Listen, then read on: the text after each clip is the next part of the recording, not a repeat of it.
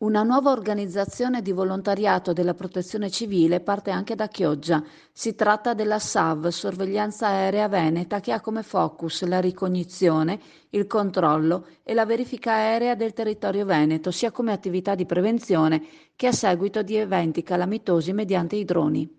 Questi ultimi possono essere messi a disposizione da terze persone, da altre associazioni, dai soci dell'associazione o essere di proprietà della stessa.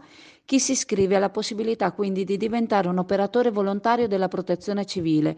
Avrà la possibilità infatti di seguire i corsi relativi organizzati direttamente dalla Regione Veneto. Potranno diventare piloti droni certificati dall'ENAC, Ente Nazionale Aviazione Civile, e dalle ASA, Agenzia Europea per la Sicurezza Aerea, seguendo i corsi propedeutici preparatori organizzati dalla stessa SAV, atti al superamento degli esami A1, A3, A2 e quelli più specifici che abilitano a operare in situazioni e luoghi dove si può ravvisare un maggior pericolo.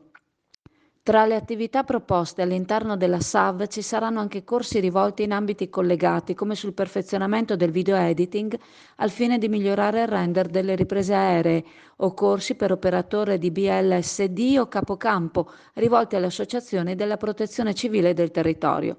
Si sta provvedendo inoltre per organizzare uscite riservate agli iscritti in territori dalla differente morfologia, in modo di affinare le tecniche di volo dei piloti, in modo tale da essere preparati nel caso in cui si debba intervenire in ambienti diversi da quello lagunare.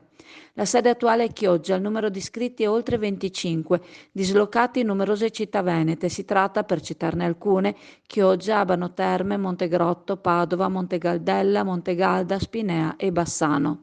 L'attività, essendo di volontariato, necessita di un aiuto esterno a livello economico per poter perseguire i propri intenti. Fondamentale quindi il sostegno fornito da ASA, Associazione Albergatori di Chioggia, dal Consorzio Lidi di Chioggia e dalla Banca Patavina.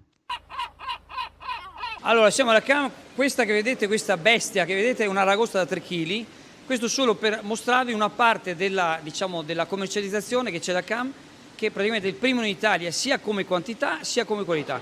Ci sono tantissime varietà di crostacei da tutte le parti del mondo, quindi quando noi vi mostriamo lo spot, quello del negozio, della vetrina, la vetrina è solo una piccola parte del fatturato qui della CAM, che è una delle aziende del pesce più grande, non solo di Chioggia ma praticamente all'interno del territorio nazionale.